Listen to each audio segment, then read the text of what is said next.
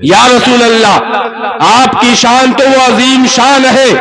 کہ حضرت موسیٰ نے عرض کیا تھا رب ارنی کہ اے پروردگار میں تیرا جلوہ دیکھنا چاہتا ہوں. رب ذوالجلال نے فرمایا لن ترانی کہ اے موسیٰ تم میرے جلوے کو ہرگز نہیں دیکھ سکتے، لیکن قربان جاؤ یہی عظمت مصطفیٰ ہے، یہی شان مصطفیٰ ہے کہ حضرت ام ہانی کے گھر میں آپ آرام فرما ہے. سردار ملائکہ حضرت جبریل امین حاضر خدمت ہوتے ہیں، اجازت لے کے گھر کے اندر جاتے ہیں، قدم پاک پر بوسہ دے کے آپ کو جگاتے ہیں اور عرض کرتے ہیں اے اللہ کے حبیب آپ کا رب آپ کو اپنی طرف بلاتا ہے، اپنا جلوہ دکھانا چاہ رہا ہے.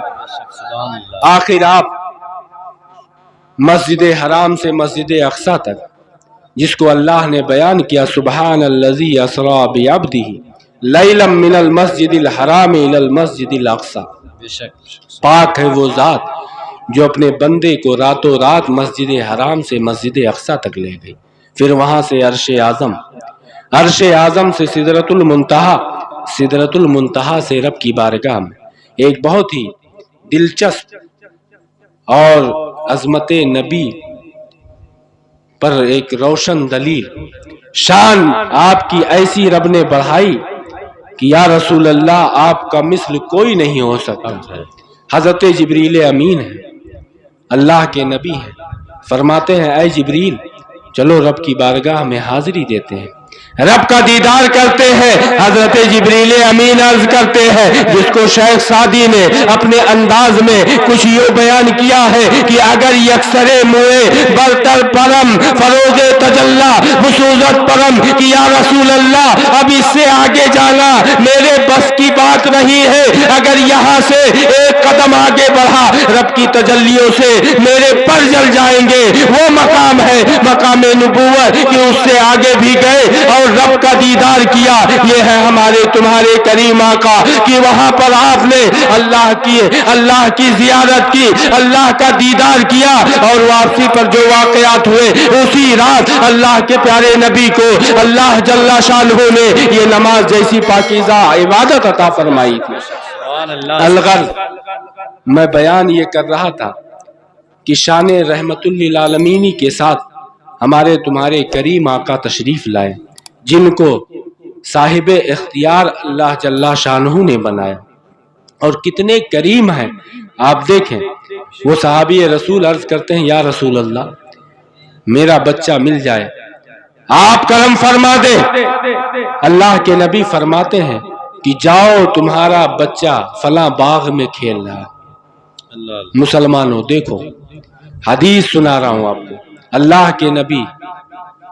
سے ابھی انہوں نے عرض کیا اور اللہ کے نبی ابھی بیان فرما رہے ہیں جاؤ فلاں باغ میں تمہارا بچہ کھیل رہا. لیکن یاد رکھنا کہ جب تم وہاں باغ میں جانا اور اپنے بچے کو دیکھنا تو ہائے میرا بچہ، ہائے میرا بیٹا، یعنی پیار کے ساتھ بہت ہی والہانہ طریقے سے بہت گرم جوشی کے ساتھ مخاطب نہ کرنا. وہ عرض کرتے ہیں یا رسول اللہ، دوسرے صحابہ بھی حاضر ہے وہ بھی حیران ہے کہ یا رسول اللہ ان کا گمشدہ بچہ ہے، کافی دنوں کے بعد ملے گا، محبت پدری ہے، اگر وہ میرا بچہ ہائے میرا بیٹا کہہ کے پکارتے ہیں تو اس میں غلط کیا ہے؟ تو وہ کریم آقا ہے، وہ فرماتے ہیں کہ ہو سکتا ہے وہاں کسی کا یتیم بچہ بھی کھیل رہا ہو اور تم اپنے بیٹے کو ہائے میرا بیٹا کہہ کے پکارو اور اس یتیم کے دل پر ایک بجلی گرے اور یہ مجھے گوارا نہیں ہے. ایسے کریم ہے میرے آقا اور ان کی شان کریمی یہ ہے کہ آپ دیکھیں جتنے بھی انبیاء کرام اس خاکدان گیتی پر تشریف لائے اللہ نے سب کو ایک خاص دعا عطا کی اور انہوں نے اپنی دعا کا استعمال اس ظاہری دنیا میں کر لیا، لیکن تمہارے ہمارے کریم آقا ہے کہ اپنی اس دعا کو آپ نے بچا کے رکھی ہے. کل جب ہم پل صراط سے گزر رہے ہوں گے اللہ کے نبی سجدے میں ہوں گے اور رب کی بارگاہ میں اپنی اسی دعا کا استعمال کرتے ہوئے عرض کر رہے ہوں گے رب حبلی امتی، رب حبلی امتی، اے میرے رب میری گناہگار امت کو بخش. آپ اور ہم انہی کی محبت میں آئیں، لیکن مسلمانوں اس کے لیے ضروری ہے کہ ہم نبی کی پاکیزہ سیرت کو پڑھیں، اور اس کے لیے ہمیں علماء کی بارگاہ میں جانا پڑے گا۔ آپ لائق مبارکباد ہیں کہ اپنے گاؤں میں ایک عالم صاحب کو آپ نے رکھا۔ عالم دین کی عزت کریں، قسم خدا کی یاد رکھنا، ہماری تمہاری بقا، ہماری تمہاری زندگی اپنے اماموں کو آگے رکھنے میں ہے۔ ورنہ آپ دیکھتے ہیں کہ امام سے آگے ایک ہی وقت ایک ہی مرتبہ انسان ہوتا ہے، اس کے بعد ایسا روپوش ہوتا ہے کہ نظر نہیں آتا ہے۔ اور وہ کون سا منظر ہوتا ہے جب روح قفس عنصری سے پرواز کر جائے۔ ہم جنازے کی صورت میں ہوتے ہیں تبھی امام سے آگے ہوتا ہے، ورنہ چاہے وہ نماز ظہر ہو، چاہے نماز عصر ہو، مغرب ہو، عشاء ہو، جمعہ ہو، عیدین ہو، فجر ہو، کوئی بھی نماز ہو، جتنی بھی نمازیں ہوں گی امام کے ہم پیچھے ہوں گے۔ ہر معاملے میں ہمیں امام کے پیچھے ہونا چاہیے۔ امام کا مطلب ہی پیشوا ہوتا ہے، اور کل بروز قیامت اللہ جل شانہ ہر امام کے پیچھے ان کے مقتدیوں کو ان کے پیچھے بلائے گا۔ اور ظاہر سی بات ہے، اگر تمہارا امام سنی صحیح العقیدہ عالم دین ہے تو تمہارا حشر بھی انہی کے جیسا ہوگا، کیونکہ اللہ کے نبی فرماتے ہیں کل بروز قیامت المرء مع من احب، کہ انسان اسی کے ساتھ ہوگا کہ دنیا میں جس سے محبت کیا کرتا تھا۔ قربان جاؤ اپنے نصیبے پر کہ ہم حضور سیدنا غوث پاک سے محبت کرتے ہیں، حضور خواجہ غریب نواز سے محبت کرتے ہیں، اولیاء کرام سے محبت کرتے ہیں، حضرت سید شاہ بخاری علیہ الرحمہ سے محبت کرتے ہیں۔ ہمیں امید قوی ہے کہ اللہ جل شانہ ہمارا حشر بھی ان کے ساتھ فرمائے گا۔ تو یہ نصیبہ ہے ہمارا، لیکن ایک بہت بڑا المیہ بھی ہے کہ آج ہم تعلیمات دین سے دور ہوتے چلے جا رہے ہیں۔ یہ بہت افسوس کی بات ہے، ورنہ مسلمانوں وہ زمانے میں معزز تھے مسلمان ہو کر، اور ہم خوار ہوئے تاریخ قرآن ہو کر۔ ہماری کیسی کیسی تاریخیں ہیں، کیسی ہسٹری ہے۔ آپ اگرچہ بھول گئے ہو، لیکن کیا سمجھتے ہو کہ غیر بھی بھولے ہیں؟ اسلام یہ بڑی مشقتوں کے بعد، بڑی قربانیوں کے بعد آج جو آسانی کے ساتھ ہم شان اسلام کے ساتھ رہتے ہیں،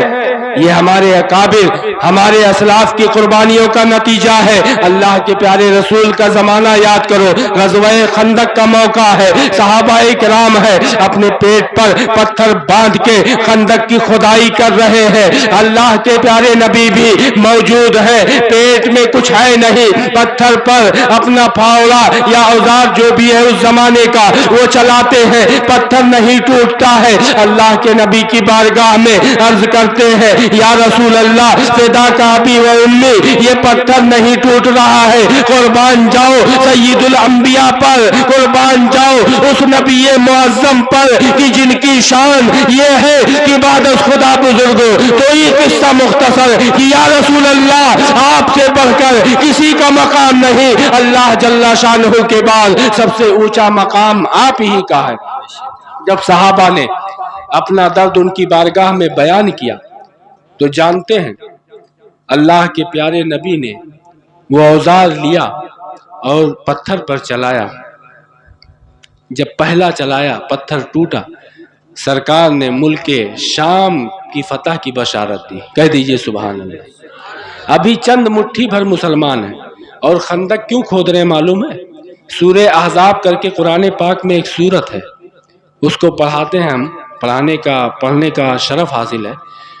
احزاب گروہ کے معنی میں ہوتے ہیں، حزب کے معنی گروہ، احزاب اسی کی جمع ہے۔ جب سارے دشمنان اسلام ایک جٹ ہو کے مدینہ طیبہ پر چند مٹھی بھر مسلمانوں کے وجود کو ختم کرنا چاہے، اللہ کے پیارے نبی کو خبر ہو گئی۔ آپ نے مشورہ طلب کیا کہ ہماری تعداد بہت تھوڑی ہے، کیسے ہم ان سے اپنا بچاؤ کریں، کیسے اپنی حفاظت کریں۔ اللہ کے نبی دعا فرما دیتے، اللہ ان سب کو تہس نہس فرما دیتا، لیکن نہیں، تدبیروں کا سہارا لیا، نوجوانوں کو میدان کارزار میں آنے کا، ایک پیغام دیا، کچھ کر کے دکھانے کا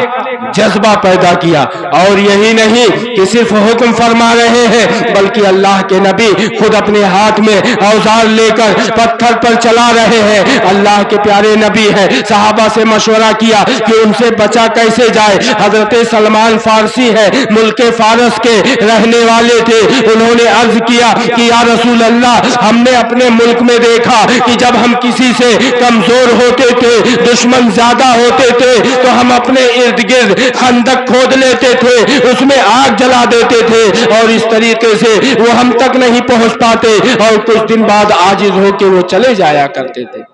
اللہ کے نبی کو یہ مشورہ پسند آیا، آپ نے خندق کھودنے کا حکم کیا۔ صحابہ کھود رہے ہیں، صحابہ نے پریشانی ظاہر کی، اللہ کے نبی خود پھاوڑا لے کے خندق کھودنے لگے۔ سبحان اللہ۔ پیارے کریم آقا، ہماری تمہاری بھلائی کے لیے اس زمانے میں جو وبا پھیلی تھی، جو بیماریاں پھیلی تھی، انسانیت سسک رہی تھی، نہ جانے کتنے خداؤں کی عبادت کی جا رہی تھی، اللہ کے پیارے نبی اس کے خلاف جاتے ہوئے، اس معاشرے کی برائی کو مٹاتے ہوئے کہ جس زمانے میں ماؤں کی عظمت کو نہیں سمجھا جا رہا تھا، بلکہ انہیں 3 بیٹے مل کے بازار میں بیچ کر آپس میں دراہم و دنانیر تقسیم کر لیا کرتے تھے، بیٹیوں کو زندہ درگور کر دیا جاتا تھا، بیواؤں کو زندہ رہنے کا حق حاصل نہیں سمجھ دیا جاتا تھا، اگر کسی عورت کا شوہر انتقال کر جائے تو اسے منحوس سمجھا جاتا تھا۔ قربان جاؤ، ایسے کریم آقا نے اس معاشرے کو یہ پیغام دیا کہ اے لوگوں، تمہاری ماؤں قدمے تلے جنت ہے، تمہارے لیے اللہ نے تمہاری ماؤں کے قدموں کے نیچے جنت رکھی ہے، اگر تم نے اپنے والدین کو راضی رکھا رب تم سے راضی ہوگا، اور اگر انہیں ناراض کیا رب ذوالجلال کبھی راضی نہ ہوگا۔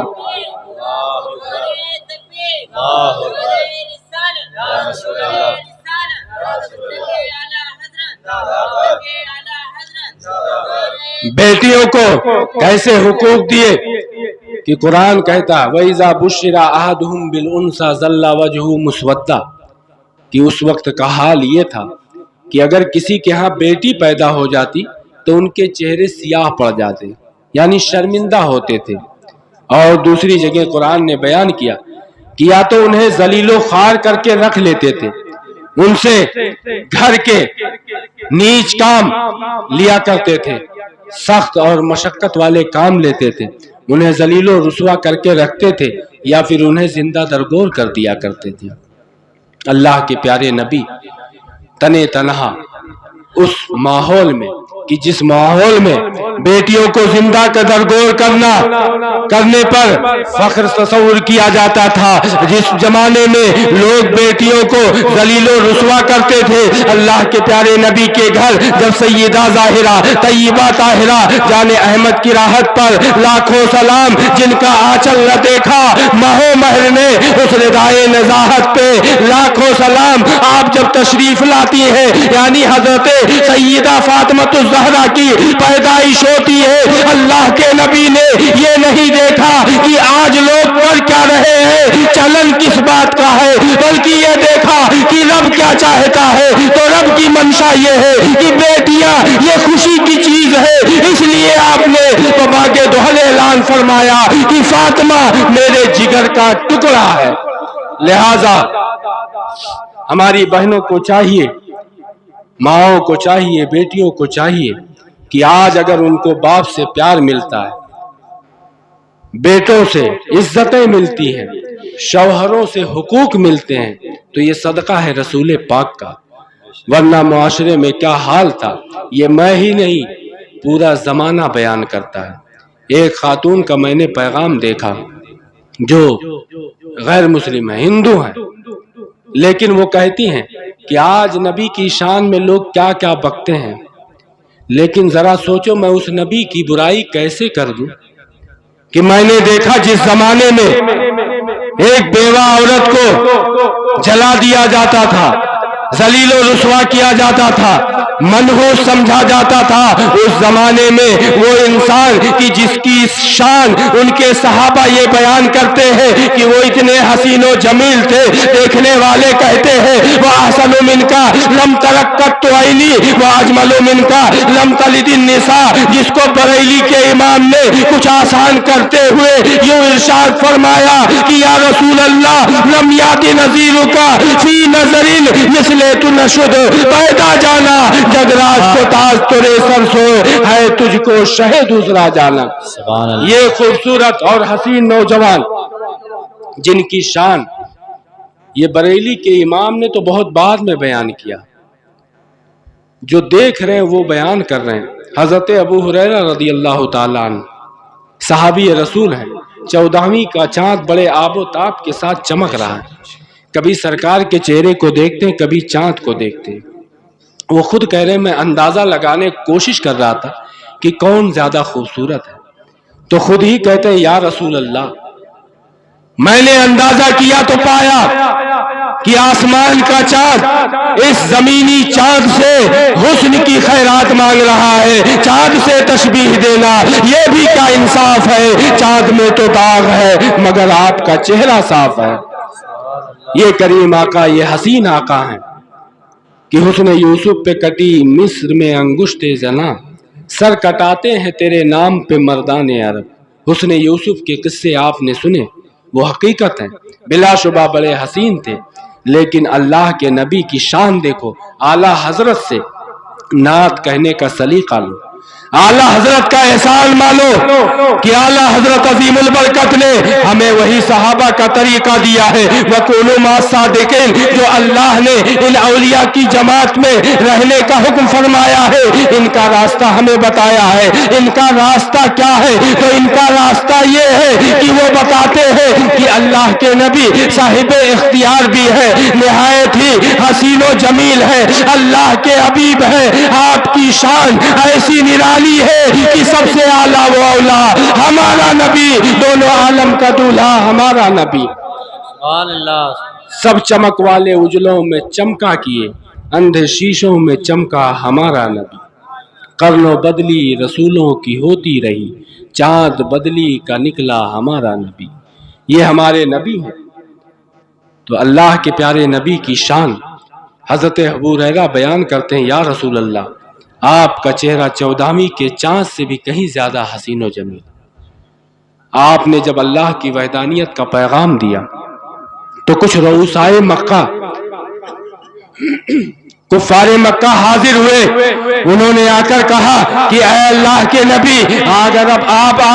اگر یہ وحدانیت کا جو پیغام ہے یہ بند کر دے، ہماری بات مان لے کہ ہمارے بعد معبودوں کی برائی نہ کرے، تو ہم آپ کے قدموں میں ہر وہ چیز لا کے رکھ دیں گے جو آپ مانگیں گے۔ اگر آپ دنیا کی حسین ترین لوڈی چاہے آپ کے قدموں میں لا کر رکھ دوں گا، اگر آپ دنیا کے جواہرات چاہے آپ کے قدموں میں لا کے رکھ دیا جائے گا، لیکن قربان جاؤ نبی معظم کے اختیار پر آپ نے فرمایا کہ تم دنیا کی بات کرتے ہو، جواہرات کی بات کرتے ہو، قسم ہے رب ذوالجلال کی اگر تم میرے ایک ہاتھ میں چاند رکھ دو ایک میں سورج رکھ دو پھر بھی اللہ کی طرف دعوت دینے سے میں رکوں گا نہیں۔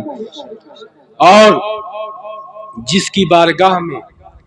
یہ کہا گیا کہ آپ دنیا کی جس خوبصورت لڑکی کو چاہیں آپ کے پاس لا کے رکھ دیا جائے، تو اللہ کے نبی کو دیکھیں، ان کے اختیار کو دیکھیں۔ وہ خاتون کہتی ہیں جو اتفاق سے مسلمان نہیں ہیں، ہندو ہیں، کہتی میں اس نبی کی مذمت کیسے کروں کہ جنہوں نے جوانی کے اس عمر میں، جبکہ ہر ایک کی خواہش ہوتی ہے کہ دنیا کی حسین ترین خوبصورت لڑکی اسے ملے، اللہ کے نبی اپنی سی دوگنی عمر کی خاتون ام المومنین حضرت سیدہ خدیجۃ الکبریٰ سے نکاح فرمایا، اور جب تک وہ باحیات رہی اللہ کے نبی نے دوسرا نکاح نہیں کیا۔ اور یہی نہیں، آج حقوق دینے کی بات کی جاتی ہے، اللہ کے پیارے نبی نے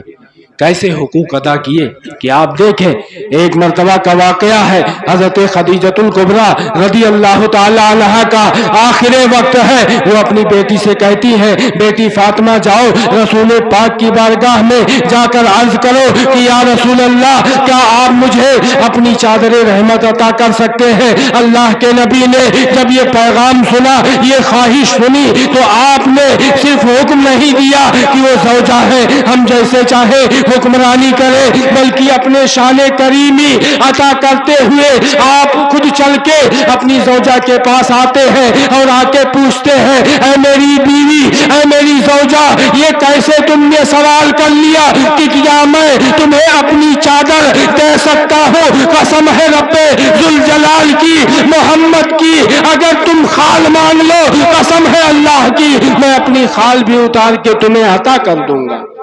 یہ ہے ہمارے کریم آقا جنہوں نے بیویوں کو ان کے حقوق عطا کیے۔